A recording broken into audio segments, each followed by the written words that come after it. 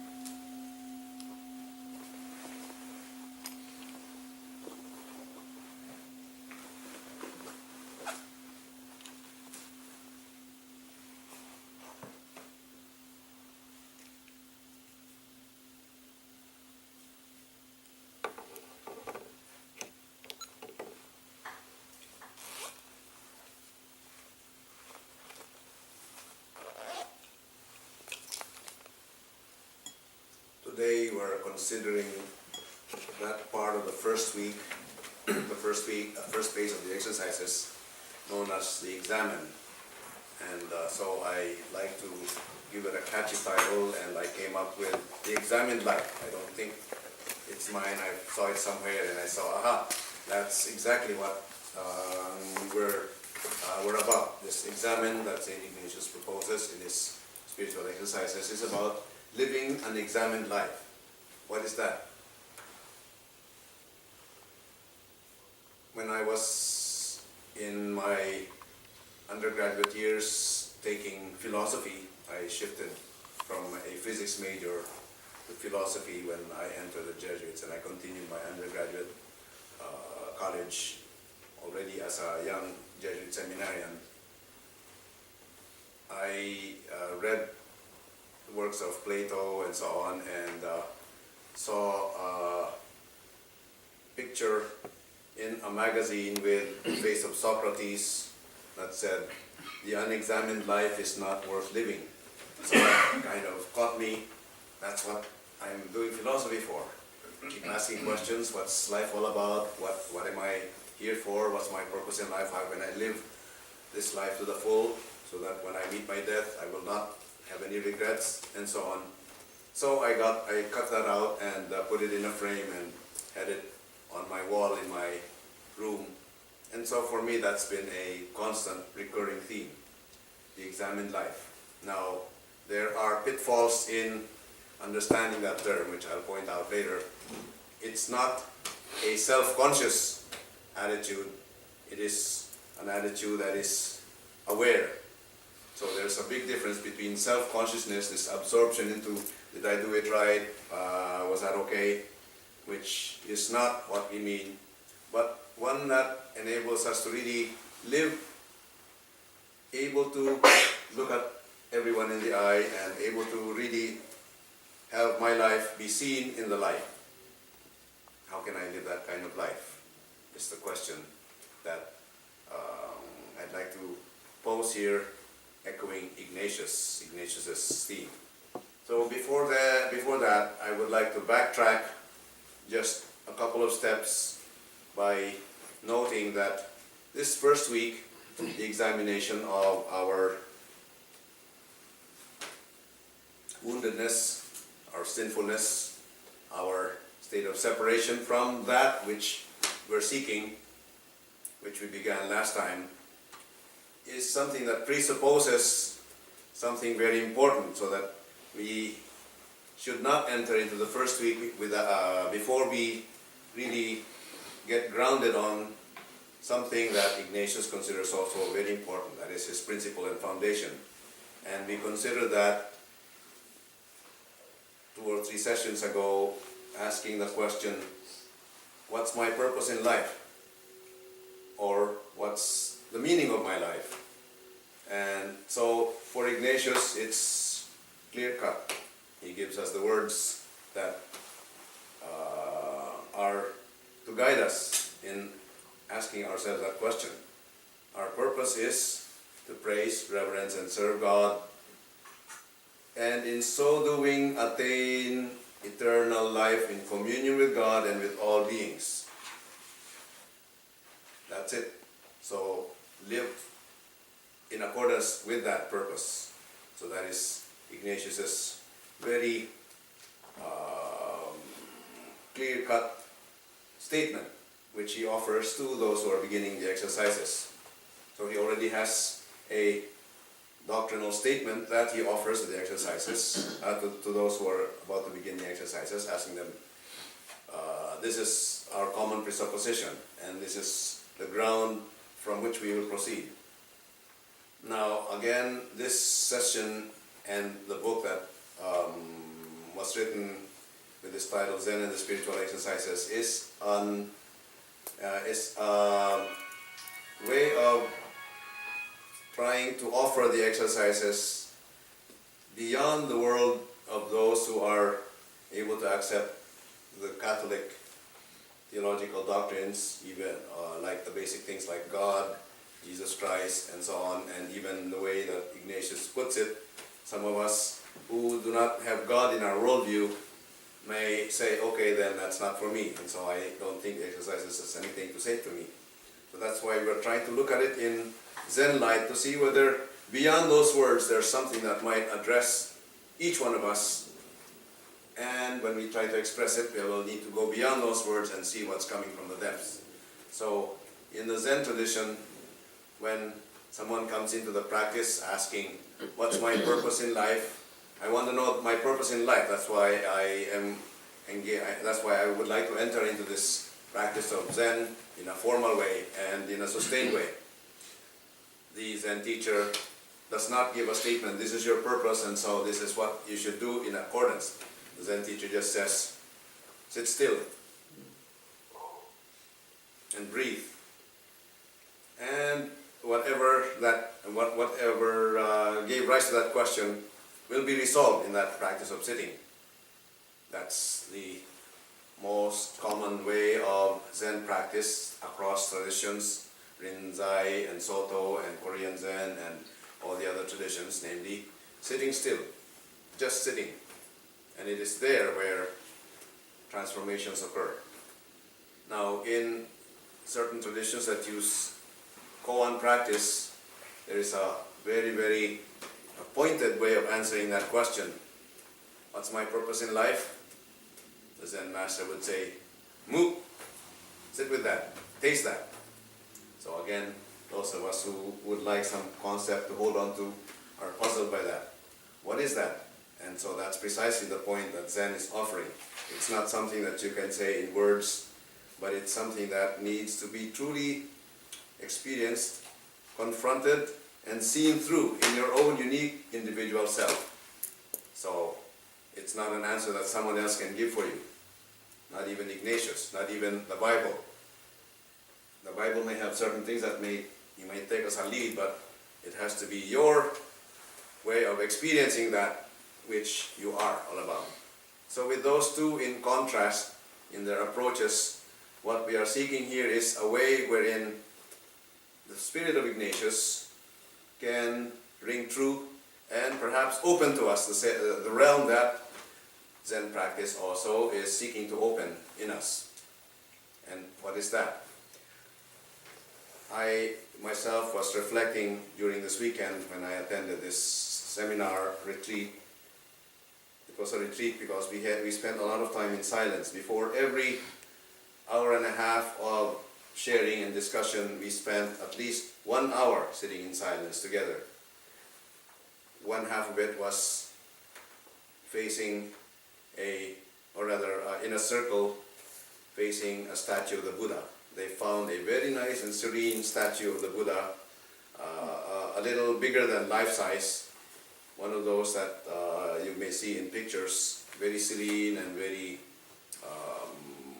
still and calm and peaceful, and you could see the love and peace and compassion oozing from that serene gaze. So you just sit there, we just sat there for the first half. Then the other half we would go into another circle, and there's a bust, not a bust, but a figure of Ignatius from the neck up with his bald head and so on, and you could clearly recognize him. And so we would just sit there in silence with Ignatius as our teacher in the silence. And so that's how then we were nourished by that silence. And then we came together to discuss. Anyway, in that regard, in the silence, as I participated there and I looked back at the principle and foundation, when the question, how will I answer this question, what's the purpose of my life? What came up was song. The song that some of you may know that I've already mentioned in some day show about a year ago. It's a song called Nature Boy, where it's sung by Nat King Cole in the 60s. And there are a couple of lines there that struck me, and it came out of the silence.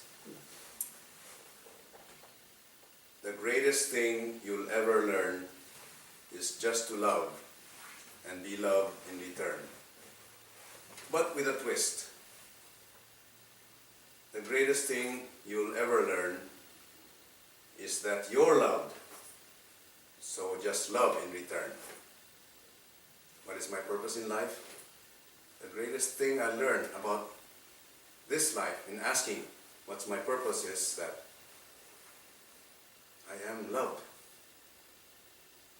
By whom? Well, that's something that we need to unpack. And so, if we have not yet experienced that, perhaps we may have grown in a family where we had an absent father or mother, or they tried their best, but it was not sufficient for us to feel that they loved me, and so we felt that kind of gap. Or we may have come from a troubled childhood, or whatever reasons, we may not have felt that sometime in life.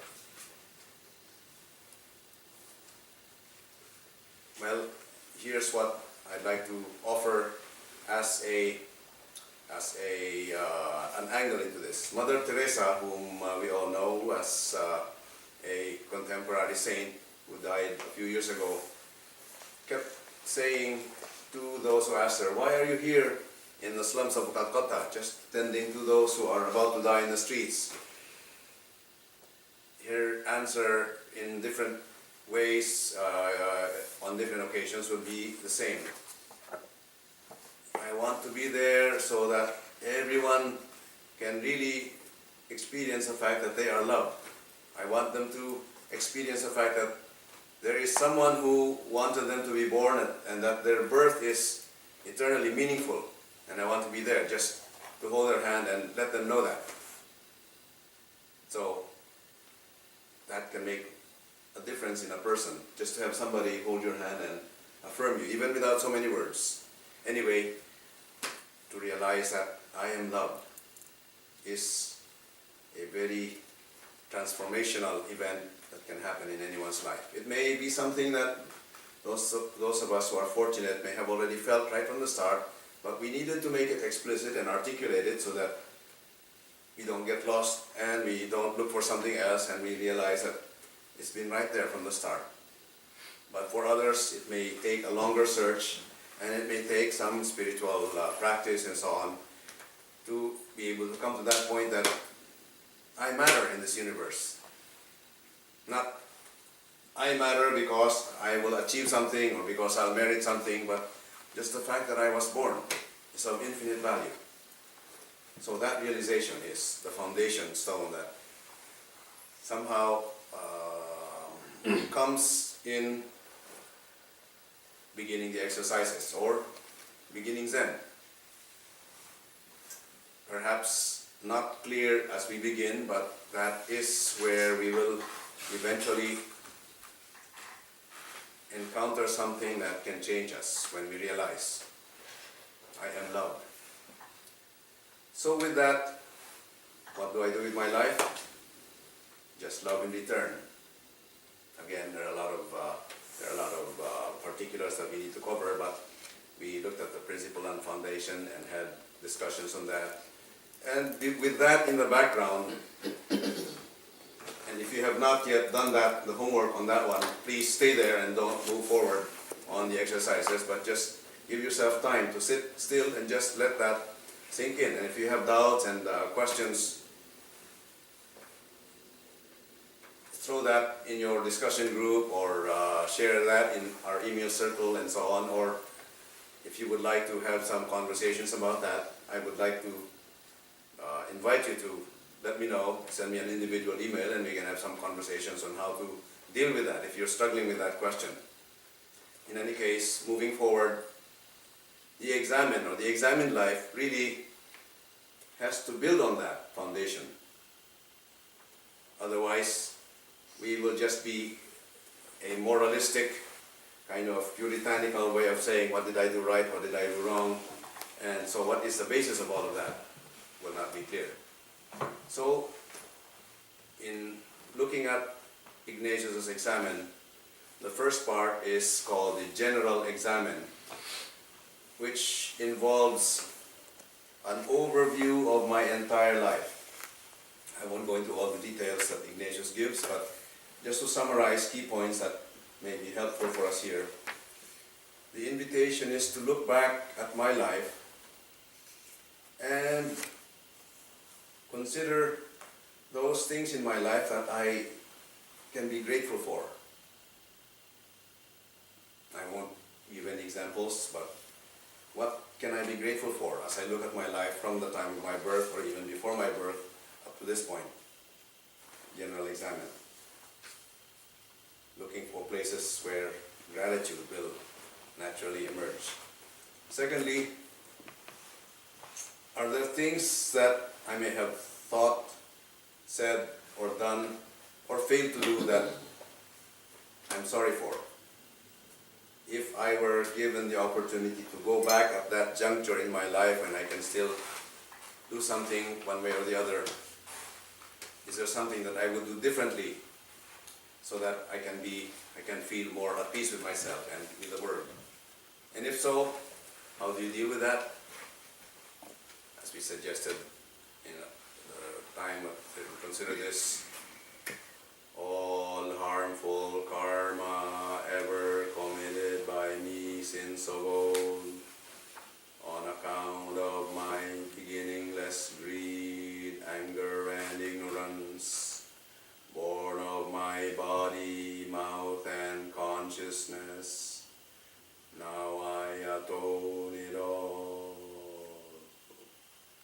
That admission that I could have done better but did not. And this is a key point I would like to address for a few minutes. It's not so much trying to be perfect and trying to be a saint, trying to achieve something, but it is asking myself, given the background we just laid out, I am loved and I am born to love. Where did I fail in love? Well, first of all, where did I experience that being loved in my life is perhaps a good and precise way of looking for those places to be thankful for. And then, where could I have loved more but yet did not? And maybe a better way of doing it. Not so much than beating myself and beating my breast or lashing myself, saying I'm a failure, I didn't love enough. Sure, we can all say that, because there's always more. But still, there are many times things we can also be grateful for those times that we did show that love, and it was something that gave us joy. But there may have been other times when we could have loved more, but missed doing that by thought, word, action, or omission. So just look at some of those things that jump out at you. Don't be too scrupulous and watch everything, not gauging yourself with an ideal of perfection, but just let that be a lesson for moving forward from here on. How can I love better? That's the underlying question in that examination point, that point of examen. Where could I have loved more but failed to love? Again, to repeat, the underlying question there is, how can I love more? And then thirdly, another point I'd like to recommend, which may not be in Ignatius's explicit instructions, but somehow comes naturally, and when we're looking at our life, to look for those areas or dimensions where gratitude naturally comes up, and those areas where repentance naturally comes up. As I look at myself and look at my immediate circle, my wider circle, and the whole community of all beings that I am in communion with, what earnest yearning comes? In other words, is there something that I would like to ask from universe, from God, from that which brought me out of nothingness into being and moving towards greater and greater fullness of being. What is there still lacking in this universe that I would like to petition for? And boy, if you look at the state of the world right now, there's so many things we can petition for. But one suggestion, how can you narrow that down to one thing? What is your most earnest petition? Just in the general examen. In the particular examen we can have a long list, but this is just the general examen part. What's your most earnest desire and wish and prayer for whatever, yourself, some loved one, the whole community of sentient beings, and so on. And so, those 3 points then, thanksgiving, repentance, petition, are the key points to look for in your general examen.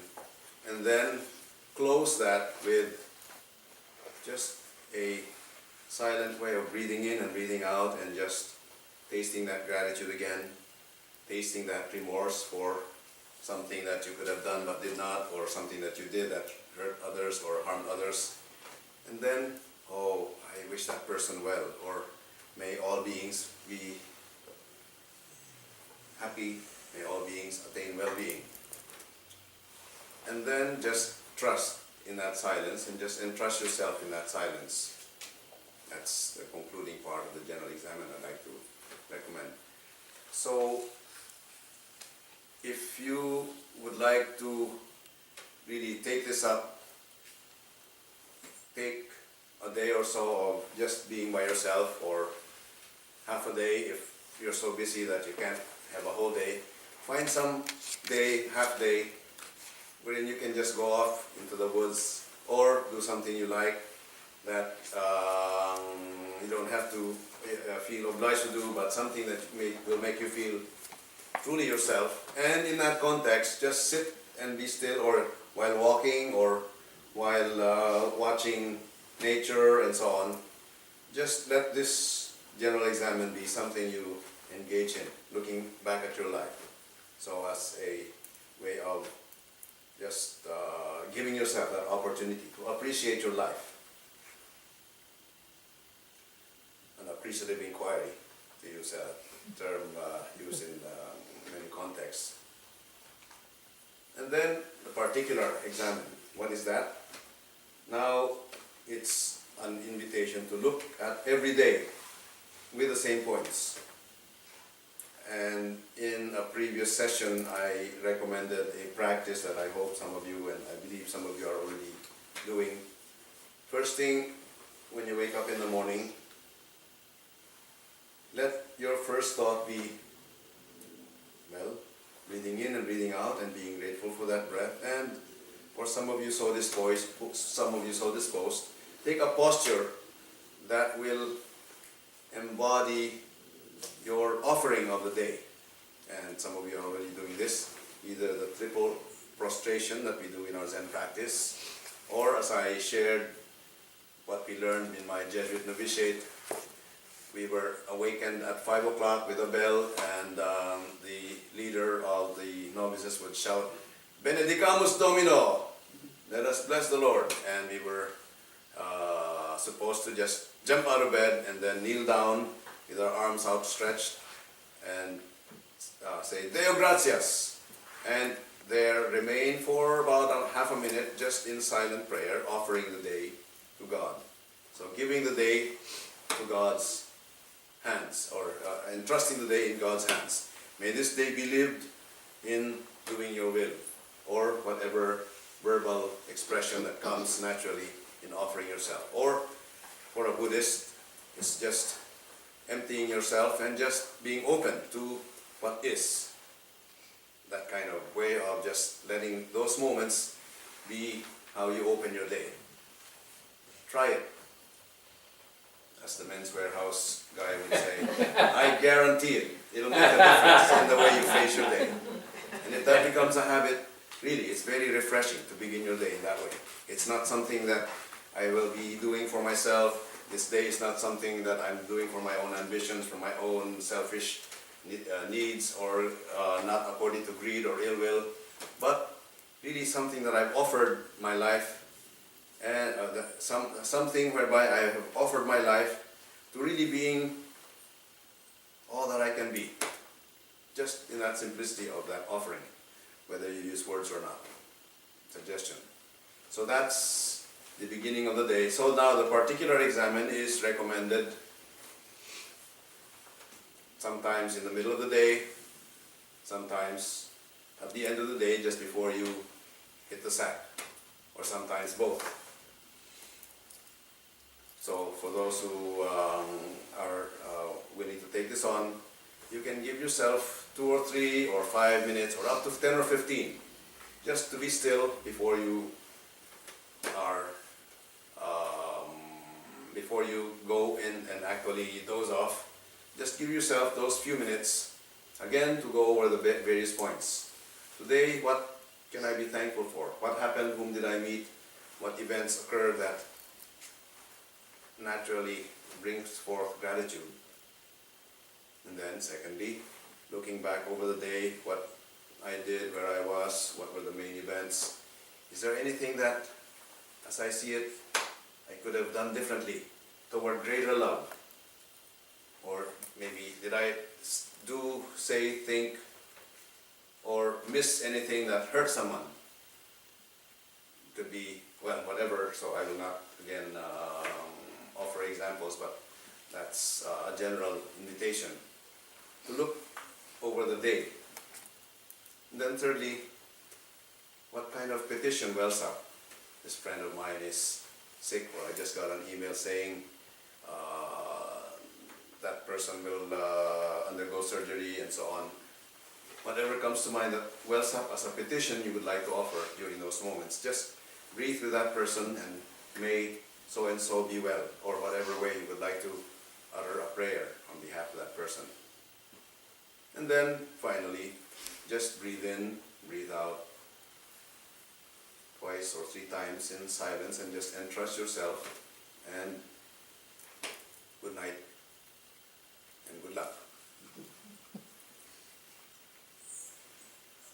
So with that, then, the particular examen is something that we are invited to conduct on a daily basis, so that's a recommendation.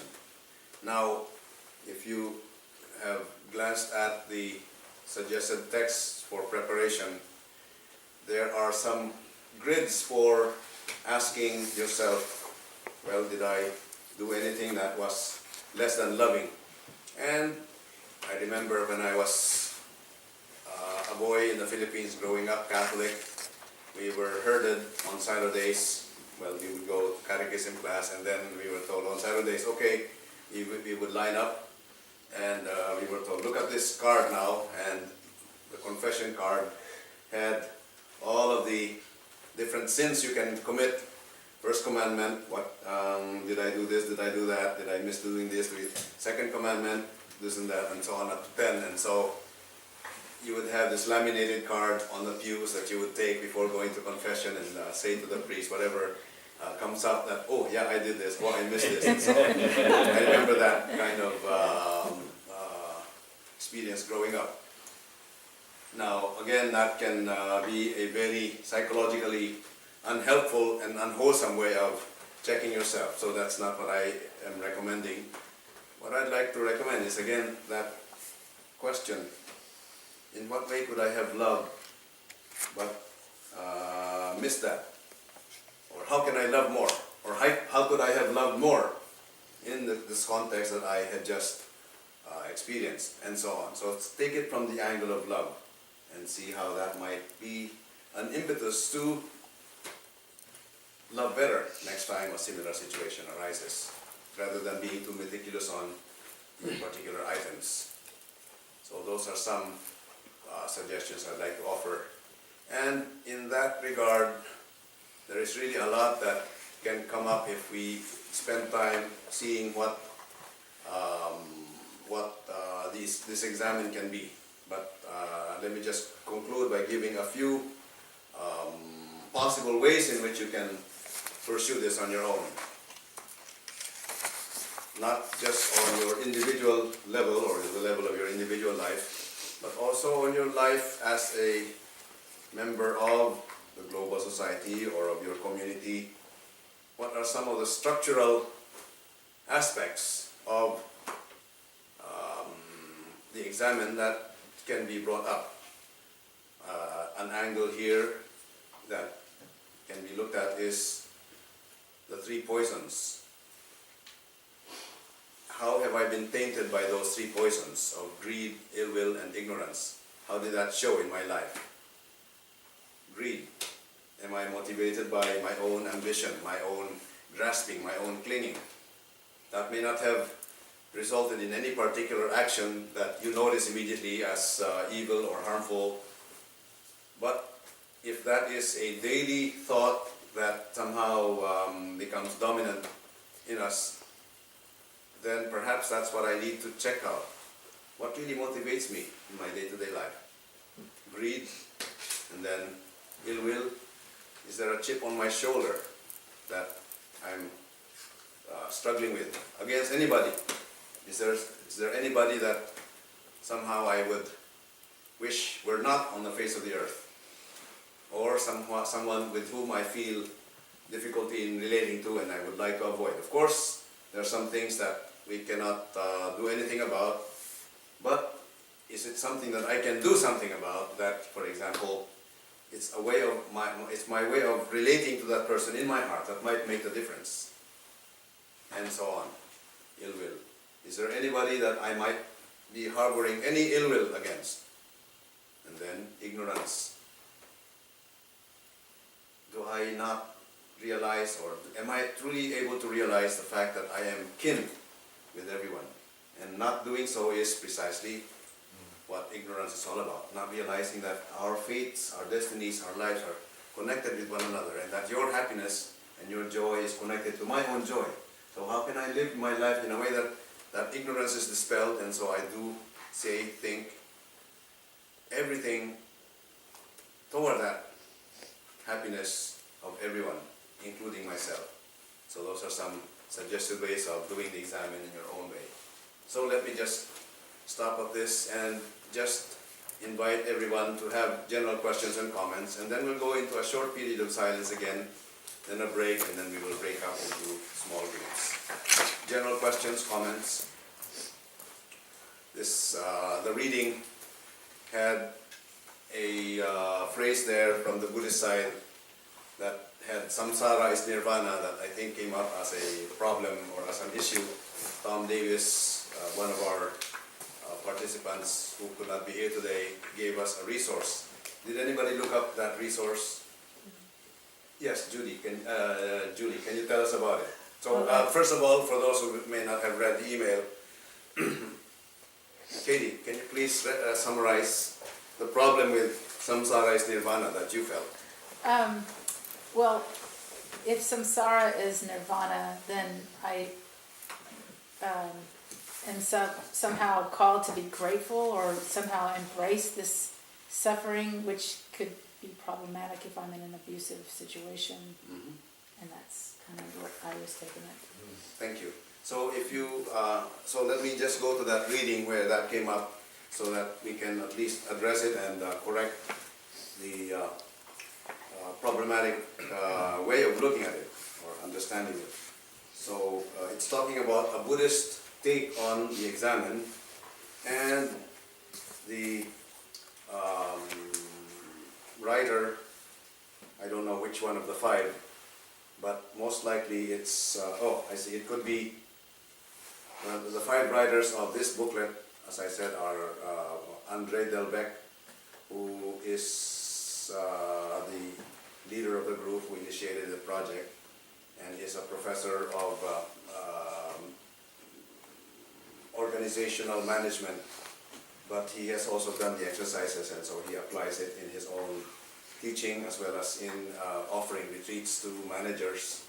And then there are two Zen teachers there. One is Sarita Tamayo Moraga, who is a Zen teacher in the Soto tradition, but she's also a lecturer on Catholic mysticism at Santa Clara. She's a Catholic, and that is on the table, and then she's also a transmitted Zen teacher. the lineage of Darlene Cohen, the San Francisco lineage. Anyway, and then Juan Velasco is a Bodhisattva teacher in the Korean Zen lineage. And then two others, Len Tischler, and Botep is a Cambodian who comes from a Theravada Buddhist background but is now a Pure Land Buddhist, or together Theravada Pure Land Buddhist, if you could figure out that combination. And anyway, that's how he introduces himself. Those five work together on this, and so there is this passage about the general examen and the particular examen are similar to the way Buddhists seek to live awareness.